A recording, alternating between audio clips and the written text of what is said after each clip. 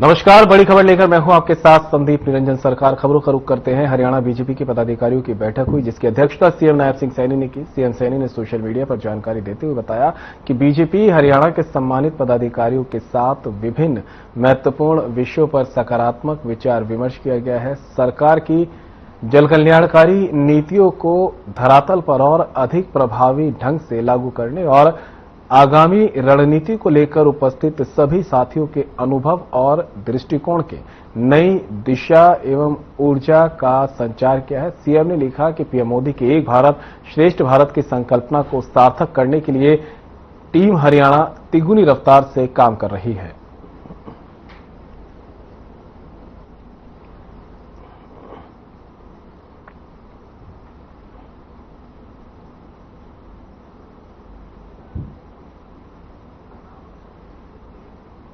Haryana BJP द्वारा प्रदेश भर में संगठनात्मक बैठकों का आयोजन किया गया। इन बैठकों में बीजेपी के सभी 27 जिला अध्यक्षों, जिला प्रभारी, कार्यकारिणी के पदाधिकारियों और 6 मोर्चों के अध्यक्षों ने भाग लिया।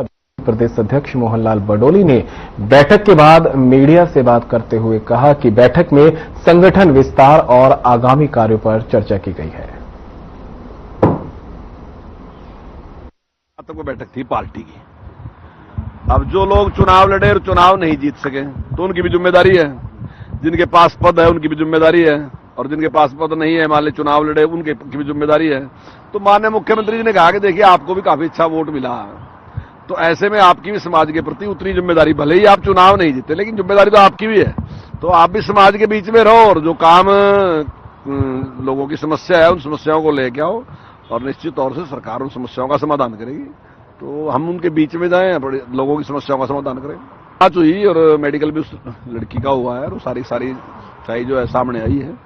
और जहां तक कानून व्यवस्था की बात आपने कही, लेकिन कानून व्यवस्था में काफी सुधार है, और जिस प्रकार से सख्ताई के साथ माननीय मुख्यमंत्री जी ने इस पर पूरे एक्शन लिया, मैं समझता हूँ आने वाले टाइम में कोई इस प्रकार की कंप्लेंट नहीं। आज भारतीय जनता पार्टी के हमारे सभी 27 जिलों के अध्यक्ष, प्रदेश के पदाधिकारी, सभी जिलों के प्रभारी और सभी 6 मोर्चों के प्रदेश के अध्यक्षों के साथ मुख्यमंत्री जी की पूरी विस्तार से संगठन को लेके, संगठन की नई रचना बनी है। सभी जिलों की कार्यकारिणी की बैठकें हुई है, सभी हमारे मंडलों की कार्यकारिणी की बैठकें हुई हैं, और आने वाले समय में 23, 24 और 25 सभी 377 मंडलों में हमारी मंडल की कार्यकारिणी की बैठकें रहेंगी।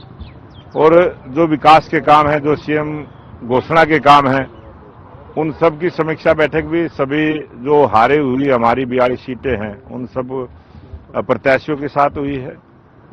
और वन नेशन वन इलेक्शन का जो विषय है पूरे देश में अच्छे से चले, कहां तक काम हुआ है, कितनी बैठकें हुई हैं, इसका भी फीडबैक लेते हुए, और जहां अब तक बैठकें नहीं हुई हैं, जहां सांसदों की बैठकें नहीं हुई हैं, विधायकों की नहीं हुई हैं, चेयरमैनों की नहीं हुई हैं, और गांव-गांव जो बैठकें हमने करनी है वन नेशन वन इलेक्शन को लेकर, उस काम को गति देने का काम करें। सेवा करने का मौका दिया है। श्रीमान नायब सिंह सैनी जी के नेतृत्व में हरियाणा प्रदेश की सरकार जन कल्याण के लिए निरंतर जनता के साथ मिलकर के, सब कार्यकर्ताओं के साथ मिलकर के बहुत अच्छा काम कर रही है। और संगठन के कार्य की कड़ी में पूरे प्रदेश में सभी जिलों के अंदर जिला कार्यकारिणी विधिवत रूप से अभी हुई है, और संगठन के अनेक कार्यक्रम हम करते रहते हैं। तिरंगा यात्रा पिछले दिनों संपन्न हुई है। आने वाले महीने में सेवा पखवाड़ा 17 सितंबर से लेकर 2 अक्टूबर तक मनाया जाएगा। अनेकों संगठन के कार्य चलते हैं। तो वहीं सरकार के जो विकास के कार्य हैं, वो विकास के कार्यों का लाभ वह अंतिम व्यक्ति तक पहुंचे, इसको लेकर के भी भारतीय जनता पार्टी का कार्यकर्ता वो तत्पर और तैयार रहता है।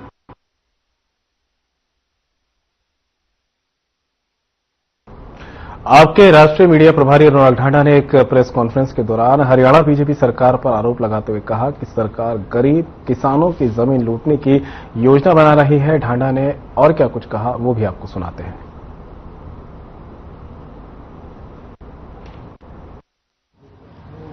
गरीब किसानों को लूटकर, उनकी जमीनें हड़पकर अपने नेताओं को करोड़पति बनाने, उनकी जेबें भरने की एक बहुत बड़ी घोटालेबाज योजना लेकर के आई है। हरियाणा की सरकार ने पिछले दिनों नई पॉलिसी लागू की है और कहा है कि 35,000 एकड़ से ज्यादा जमीन इस पॉलिसी के तहत किसानों से ली जाएगी।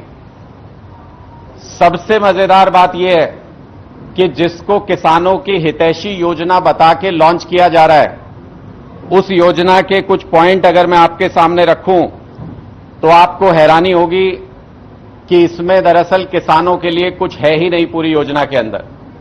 सबसे पहले यह कहा जा रहा है कि 10 एकड़ से कम जमीन वाला जो किसान होगा वो सीधे सरकार के पास अपनी जमीन नहीं दे सकता। तो इसका मतलब 95% से ज्यादा किसान जिनका रकबा 10 एकड़ से कम है, बल्कि उससे भी ज्यादा होंगे, 96-97% होंगे, उनकी सरकार के साथ कोई सीधी साझेदारी नहीं है। सरकार उनसे सीधे जमीन नहीं खरीदने वाली। सरकार ने बीच में बहुत सारे दलाल नियुक्त कर दिए। हरियाणा सरकार ने सार्वजनिक अवकाश घोषित कमेटी का पुनर्गठन किया है। जानकारी के मुताबिक कमेटी के अध्यक्ष हरियाणा के एसीएस और वित्त आयुक्त होंगे, जबकि हरियाणा ह्यूमन रिसोर्स डिपार्टमेंट के स्पेशल सेक्रेटरी के सचिव सदस्य बनाया गया है। स्कूल शिक्षा विभाग के एसीएस और मुख्यमंत्री के प्रिंसिपल सेक्रेटरी भी कमेटी में सदस्य के रूप में शामिल किए गए हैं। कमेटी के सचिव सदस्य को सार्वजनिक अवकाशों को लेकर आवेदन प्राप्त करने और उन पर विचार करने की जिम्मेदारी दी गई है, जिन पर विचार कर कमेटी सरकार को अपनी रिपोर्ट पेश करेगी।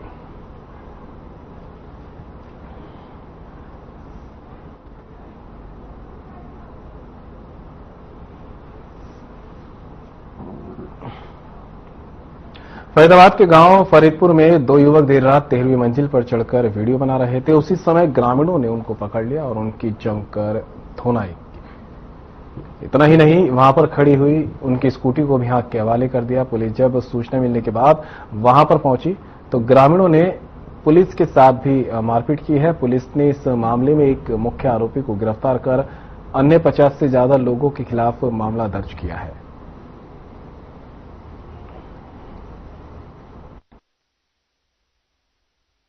तो ERB 193 जो हमारी रेस्पॉन्डर टीम है फर्स्ट पहुंची थी। उसके बाद श्री अरविंद कुमार SHO भी मौके पे पहुंचे थे। जैसे ही सूचना मिली, फरीदपुर के गांव के पास सेक्टर 78 में त्रिवेणी सोसाइटी की एक खंडर बिल्डिंग है, एनसीएलटी में होगी। 2 बच्चे उस पर चढ़ के वीडियो कैमरा से कुछ फोटो शूट कर रहे थे, जो कि 7 यूनिवर्सिटी के स्टूडेंट हैं और उनका कोई प्रोजेक्ट बता रहे थे। पास के गांव के लोगों में उसमें एक बिट्टू भुटाना नाम का लड़का था, वह अन्य थे। उन्होंने सोचा कि कोई ड्रोन फ्लाई कर रहा है, ताकि वो हाइट पे खड़े तो उनको ऐसा लगा कि ड्रोन है। पुलिस मौके पे गई, समझाने की कोशिश करी, बट वो लोग एग्रेसिव हो गए। उन्होंने उन दोनों बच्चों को, जो स्टूडेंट हैं वहां के यूनिवर्सिटी के, दोनों के साथ मारपिटाई करी। हमारी जो इमरजेंसी रिस्पांस व्हीकल टीम का जो मुलाजिम था, उसके साथ मैन हैंडलिंग करी गई। जो बच्चे जिस स्कूटी पे आए थे, उन्होंने कुछ शरारती तत्वों ने उसमें आग लगा दी। उस मामले की गंभीरता को देखते हुए इसमें हमने FIR की है। एक आदमी जो उनको लीड कर रहा था उसको अरेस्ट भी किया गया है और नियमानुसार कार्रवाई की जा रही है। नारनौल के डेरोली जाट में मंगलवार को इनकम टैक्स विभाग की रोहतक टीम ने एक बड़ी छापेमारी की। कार्रवाई हैदराबाद की एक प्रमुख रियल एस्टेट कंपनी से जुड़ी टैक्स चोरी के मामले में की गई है। इनकम टैक्स विभाग की टीम सुबह सुबह डेरोली जाट पहुंची और संबंधित ठिकानों पर जांच शुरू की। टीम ने दस्तावेजों की गहन छानबीन की।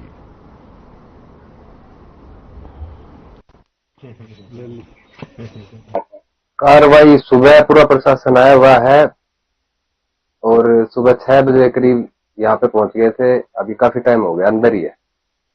तो ये रोहतक इनकम टैक्स की टीम आई हुई है, क्या कुछ मामला है? मामला रेड का मामला है, लेकिन जिन पंडित जी का क्या नाम है, क्या करते थे? ये बाहर जॉब करते थे हैदराबाद में, सुशील नाम है। मेरी मैडम सरपंच है जी, ठीक है, मैं प्रतिनिधि हूँ। आज क्या मामला है जी? ये हमारा पंडित जी है यहाँ का, तो वो किसी बाणिया के पास नौकरी करता है हैदराबाद, तो उसका मुनी मानी है ये, तो बाणिया के ऊपर रेड पड़ी होगी, तो इनके यहाँ ये पूछताछ के लिए आ रहे हैं। कोई ऐसा विशेष कोई बात नहीं है। इनकम टैक्स की टीम कितने घंटे से? ये 2-3 घंटे से। सुबह कितने बजे टीम आई? ये 7 बजे करीब। तो अभी भी टीम नहीं है कि मौजूद? हाँ यही है। समय तकरीबन 10 बजे से 42 मिनट के हाँ जी हाँ जी हाँ जी। तो क्या लगता है? क्या हमारा पंडित जी तो निर्दोष है, उसका क्या? फरीदाबाद के नगर निगम कमिश्नर धीरेन्द्र खडगटा ने नई पहल करते हुए फरीदाबाद के तमाम वार्डों का दौरा करने का अभियान शुरू किया ताकि हर वार्ड में समस्याओं की जानकारी के साथ साथ धरातल पर चल रही योजनाओं के विकास कार्यों की जानकारी भी ली जा सके और जहां जहां एंक्रोचमेंट है उन्हें भी चिन्हित कर कार्रवाई की जा सके। आपको बता दें कि ये फरीदाबाद के पहले निगम कमिश्नर है जो हर वार्ड में जाकर स्थिति का जायजा ले रहे हैं, जिस दौरान वे वार्ड नंबर 28 में अपनी टीम के साथ पहुंचे और जायजा लिया।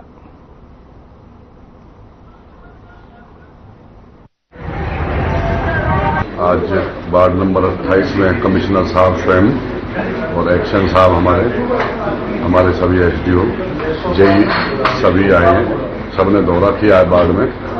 जहां जहां में हमने जैसे कि पहले ही बोला कि हम अनऑथराइज कब्जे अपने वार्ड में नहीं होने देंगे, आज जहां जहां भी अनऑथराइज कब्जे वो दिखाए हैं। जो हमारे कुछ टेंडर लग गए हैं वो कॉलोनियां दिखाई हैं। कुछ हमारी ज्यादातर अप्रूव्ड कॉलोनी नहीं हो पाई हमारे एरिया में, तो आज उनका भी दौरा कराया है और कमिश्नर साहब से मांग की है कि जल्दी से जल्दी हमारी ये कॉलोनियां भी अप्रूव्ड हो जाएं तो इनका भी हम विकास कार्य आगे करवा दें। हमारे यहाँ पे जैसे कम्युनिटी सेंटर नहीं था उसकी मांग करी, हम 2 कम्युनिटी सेंटर करिए, एक तिलपत में और एक हमारे बीपीएल कॉलोनी में। साहब के रिप्रेजेंटेटिव, मंत्री साहब के रिप्रेजेंटेटिव भी हैं, संपन्न वार्ड पार्षद भी हैं। हमने सभी अपनी टीम के साथ मौका विजिट कर रहे हैं और इसमें जहाँ भी एनक्रोचमेंट है, डेवलपमेंट काम है, धरातल पे योजनाएं में क्या दिक्कत आ रही है वो सारा चेक कर रहे हैं। जहाँ भी कोई हमको लगता है कि कमी पेशी डिपार्टमेंट के द्वारा की है, संबंधित अधिकारी को दिशा निर्देश दिए कि संबंधित हफ्ते में कार्रवाई करें। इसके अंतर्गत हमने अगले हफ्ते से एनक्रोचमेंट अभियान भी चालू करेंगे। इसके अंदर कल से इसके अंदर निशानदेही चालू कर रहे हैं। जहाँ जहाँ एनक्रोचमेंट है अगले हफ्ते में इसको हम सारे थोड़ा करेंगे ताकि जो योजनाएं धरातल पे होनी चाहिए।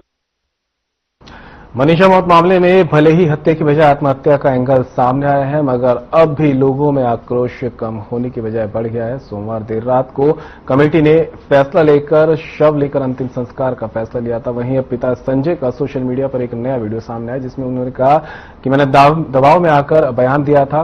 उसने कहा कि मेरी बेटी कभी आत्महत्या नहीं कर सकती। मुझे इस बात का विश्वास नहीं है कि मेरी बेटी को प्रशासन से गुहार है, न्याय दिलाया जाए। ये वीडियो सोशल मीडिया पर भी भेजा जा रहा है। मेरे को ना उसका न्याय चाहिए। मैं उस चीज को नहीं मानता कि मेरी बेटी आत्महत्या कर देगी और उन्होंने सारी मेडिकल टीम ने ये दिखाया कि उसने आत्महत्या की है। मैं कहता हूँ कि उसने आत्महत्या की है नहीं है। मेरे को इससे ये है कि मेरे को उस बेटी का न्याय चाहिए। आपको दबाया भी गया हुआ है, प्रशासन दबाया भी आपने? प्रशासन ने दबाया है कमेटी को, कमेटी ने मेरे को दबाया।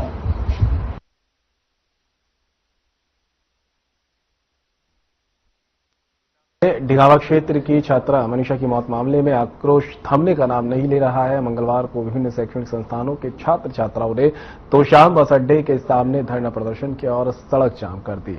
छात्रों का आरोप है कि ये मामला आत्महत्या का नहीं है बल्कि हत्या का है। उन्होंने जांच प्रक्रिया पर असंतोष जताते हुए मांग की। साथ ही उन्होंने कहा कि हत्यारों को तुरंत गिरफ्तार किया जाए। वहीं धरने और जाम की वजह से मार्गों पर वाहनों की लंबी कतार देखने को मिली। मौके पर पुलिस प्रशासन पूरी तरह से मुस्तैद दिखाई दिया।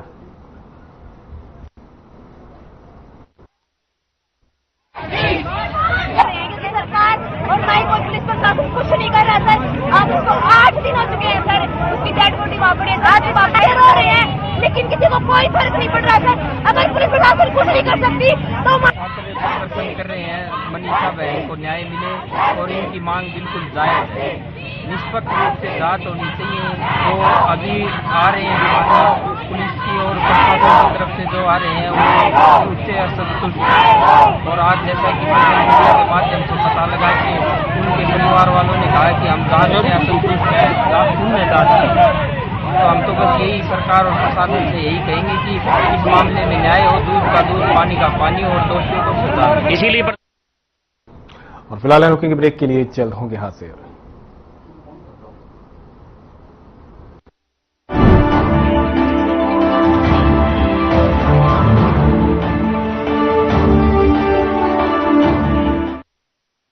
क्या आप जिम जाते हैं, कसरत करते हैं, फिर भी आपकी सेहत नहीं बनती।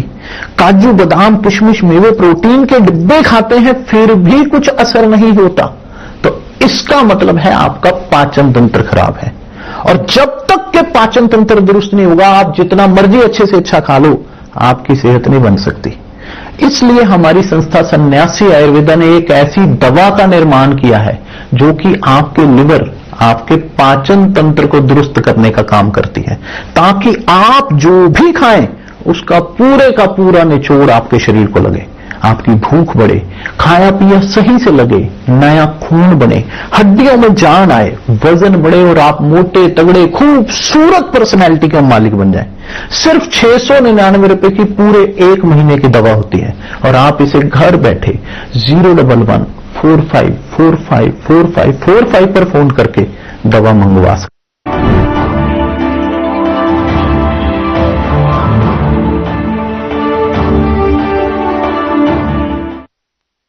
ब्रेक के बाद आप सभी का स्वागत है। खबरों में आगे बढ़ते हैं। रतिया में नशे के खिलाफ वार्ड 12 में लोग एकजुट हो गए हैं। नशा बेचने वालों को साफ चेतावनी दी गई कि अब नशे का व्यापार बंद करें, वरना खुद जिम्मेदार होंगे। वार्ड वासियों ने वार्ड में ठीकरी पैरा लगाने का भी फैसला लिया है। लोगों का कहना है कि रतिया में नशे के कारण युवा अपनी जान गंवा रहे हैं। आरोप है कि रतिया में खुलेआम चिट्टा और नशीली गोलियां बिक रही है। उनका दावा है कि सिर्फ पिछले 1 सप्ताह में वार्ड 12 में 5 युवाओं ने अपनी जान गंवाई है।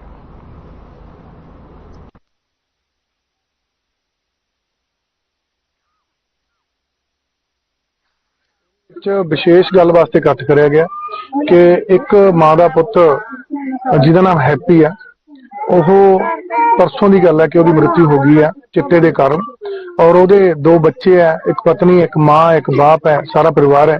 वो बिल्कुल ही वो तो बिना मतलब के उजड़न वाली गल हो रही है। और इसका मेन कारण है कि साडे चिट्टे का बहुत ज्यादा प्रचलन है और ये वास्ते प्रशासन है, सरकार है, ये बिल्कुल जिम्मेवार है। अजकल कोई गोलियां का भी सुन रहे हैं कि चिट्टा तो चलो चल ही रहा सी, गोलियां नूं रगड़ के पींदे ने और उस तो जो टीका लांदे ने वो कहते भी टीका जो वध डोज लग जाए तो नाल दी नाल मतलब कि बंदा गुजर जाता। मेडिकल भी बहुत ज्यादा इसके उपर हावी होए हुए और मेडिकल बंदा फड़ा भी दिंदा, उस बाद थोड़ी देर बाद वो छुट के आ जाते हैं। ਇਹ ਪੂਰਾ ਇਕੱਠ ਹੀ ਇਸ ਕਰਕੇ ਹੋਇਆ, ਸਾਡੇ ਵਾਰਡ ਦੇ ਵਿੱਚ ਨਸ਼ਾ ਬਹੁਤ ਵਿਕਦਾ ਹੈ, ਚਿੱਟਾ ਬਹੁਤ ਵਿਕਦਾ, ਗੋਲੀਆਂ ਵਿਕਦੀਆਂ ਨੇ, ਠੀਕ ਹੈ ਨਾ। ਵੀਰ ਜੀ ਨੇ ਕਿਹਾ ਵੀ 2 ਮੌਤਾਂ ਹੋਈਆਂ ਪਿਛਲੇ 4-5 ਦਿਨਾਂ ਵਿੱਚ, ਸਾਡੇ ਵਾਰਡ 'ਚ 5 ਮੌਤਾਂ ਹੋਈਆਂ ਨੇ ਔਰ ਸਾਡੀ ਜੋ ਮੇਰੀ ਮੇਨ ਗਲੀ ਹੈ, ਮੇਰੀ ਮੇਨ ਗਲੀ ਵਿੱਚ 3 ਮੌਤਾਂ ਹੋਈਆਂ ਨੇ ਚਿੱਟੇ ਦੇ ਨਾਲ टीका लाण करके, ठीक है। पर ये बहुत ज्यादा बहुत फैलता जा रहा है। व्यापारी आपदा व्यापार करी जांदे, किसी दी मां बारे नहीं सोचते, किसी धी बारे नहीं सोचते। ये निक्के निक्के बच्चे जेडे रुल गए, इन्हां नूं कौन पालेगा? और प्रशासन इस दे उत्ते कुछ नहीं कर रहा, कुछ भी नहीं, ठीक है ना। अगर प्रशासन कुछ नहीं कर रहा फिर आम लोग करनगे, ठीक है ना। फिर प्रशासन इस चीज की जिम्मेवारी चक्के भी आम लोग अगर आपका स्टैंड लैणगे ना, फिर प्रशासन कोई कुटमार हुंदी है जो कोई डांगो डांगी हुंदे ने तो उस चीज का जिम्मेवार प्रशासन होएगा। वो तो भी गोलियां ले आया सी मेरा मुंडा का, हाँ एडा बड़ा पत्ता लिया के लाई गया, थे होना दंदा हो मेरा बच्चा कितने मेरे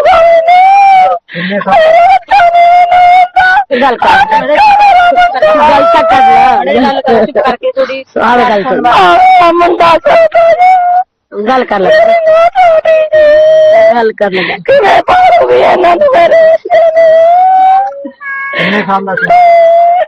मेरा मुंडा सीगा 20-25 साल का सीगा, सारा ही साल का तो लग्या सी, 3 साल का ही लग्या, 3 साल दे विच। जुलाना क्षेत्र में पुलिस ने ड्रिंक एंड ड्राइव मामले पर सख्ती दिखानी शुरू कर दी है, जिसके तहत इस NH 152D पर रात के समय शराब पीकर वाहन चलाने वालों के खिलाफ विशेष चेकिंग अभियान पुलिस की तरफ से चलाया जा रहा है। इस अभियान के तहत पुलिस लगातार ऐसे चालकों के चालान काट रही है जो नशे की हालत में गाड़ी चला रहे हैं।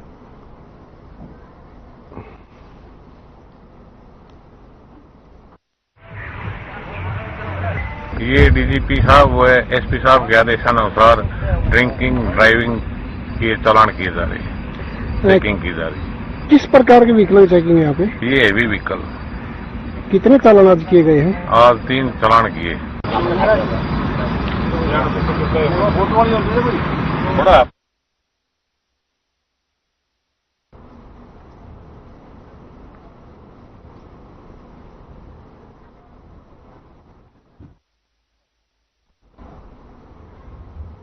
महापंचायत का आयोजन किया गया है। इस महापंचायत में भारतीय किसान यूनियन, हरियाणा, यूपी और राजस्थान के किसानों सहित कई किसान संगठनों ने भाग लिया।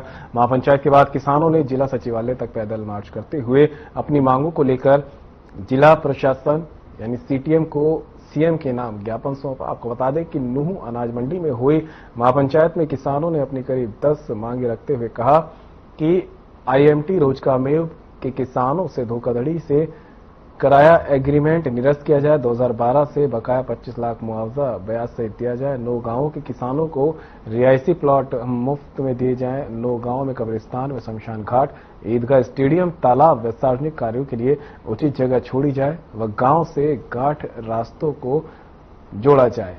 आईएमटी रोजगामेव में लगने वाले औद्योगिक में 9 गांवों सहित मेवात के लोगों को 33% आरक्षण दिया जाए। हमारे मेवात की किसान मेवात के किसान की जमीन बचनी चाहिए। मेवात के किसान की जमीन बचनी चाहिए। मेवात के किसान का जल, जंगल, जमीन, इज्जत, आबरू सारी बचनी चाहिए। और अभी तक मेवात सोई हुई थी इसलिए कि हमने जो है खिलजियों के खिलाफ लड़ाई लड़ी, हमने जो है बलबन के साथ खिलाफ लड़ाई लड़ी, हमने मुगलों के खिलाफ लड़ाई लड़ी, हमने अंग्रेजों के खिलाफ लड़ाई लड़ी।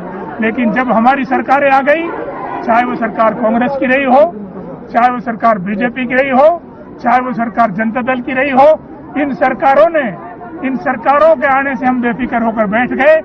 सरकार गूंगी बैरी बनी हुई है, यानी कि सरकार की जो अंदर की मंशा है वो इस इलाके में जाहिर हो रही है। मतलब हिंदू मुसलमान का मुद्दा, क्षेत्रीय मुद्दा, वो इनकी डिमांड के ऊपर भाजपा सरकार राजनीति कर रही है। वास्तविकता तो ये है, वो राजनीति न करे। ये किसान है, पूरे देश का, हरियाणा का किसान एक है। और जो हमारी सम्मानीय कमेटी है, मौलाना जी की अध्यक्षता में आज यहाँ बहुत बड़ी पंचायत हुई और उन्होंने भी कहा है कि भविष्य में बहुत तगड़ा आंदोलन होगा। और मैं भारतीय किसान यूनियन की तरफ से घोषणा करता हूँ, संयुक्त किसान मोर्चा का सदस्य होने के नाते, अब ये दिन पर दिन जितना बढ़ेगा सरकार को उतना महंगा ये आंदोलन पड़ेगा। मुख्यमंत्री जी जाग जाओ, इन किसानों को अपने सिरे से लगाओ और इनका पूरा जो मुआवजे की जो मांग है उसको तुरंत पूरी करो। ये कोई मेवात के किसान की डिमांड नहीं है, किसी एक किसान की नहीं है ना। नो। और फिलहाल इस बुलेटिन में मेरे साथ इतना ही, लेकिन अब वक्त हो चला है डॉक्टर राकेश गुप्ता के साथ हमारे खास कार्यक्रम प्लस माइनस का।